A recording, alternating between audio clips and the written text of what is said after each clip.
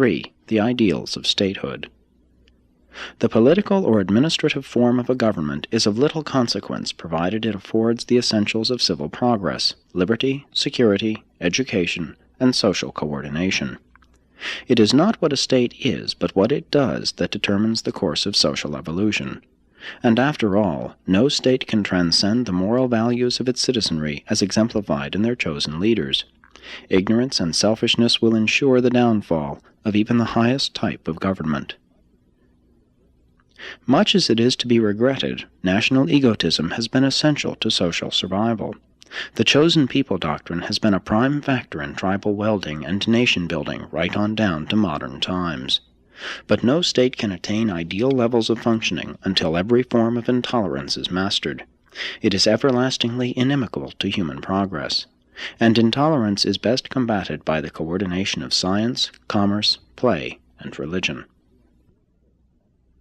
The ideal state functions under the impulse of three mighty and coordinated drives. 1. Love-loyalty derived from the realization of human brotherhood. 2. Intelligent patriotism based on wise ideals. 3. Cosmic insight interpreted in terms of planetary facts, needs, and goals.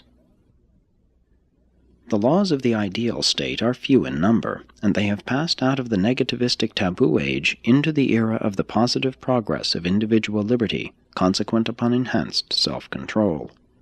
The exalted state not only compels its citizens to work, but also entices them into profitable and uplifting utilization of the increasing leisure which results from toil liberation by the advancing machine age. Leisure must produce as well as consume.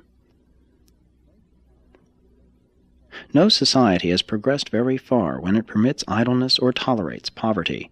But poverty and dependence can never be eliminated if the defective and degenerate stocks are freely supported and permitted to reproduce without restraint.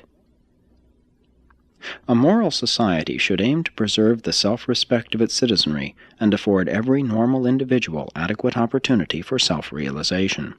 Such a plan of social achievement would yield a cultural society of the highest order.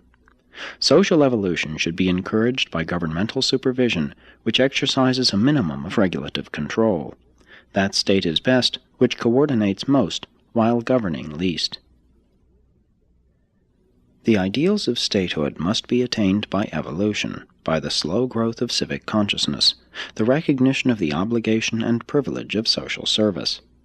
At first, men assume the burdens of government as a duty, following the end of the administration of political spoilsmen. But later on they seek such ministry as a privilege, as the greatest honor. The status of any level of civilization is faithfully portrayed by the caliber of its citizens who volunteer to accept the responsibilities of statehood. In a real commonwealth, the business of governing cities and provinces is conducted by experts and is managed just as are all other forms of economic and commercial associations of people. In advanced states, political service is esteemed as the highest devotion of the citizenry. The greatest ambition of the wisest and noblest of citizens is to gain civil recognition, to be elected or appointed to some position of governmental trust, and such governments confer their highest honors of recognition for service upon their civil and social servants. Honors are next bestowed in the order named upon philosophers, educators, scientists, industrialists, and militarists. Parents are duly rewarded by the excellency of their children, and purely religious leaders, being ambassadors of a spiritual kingdom, receive their real rewards in another world.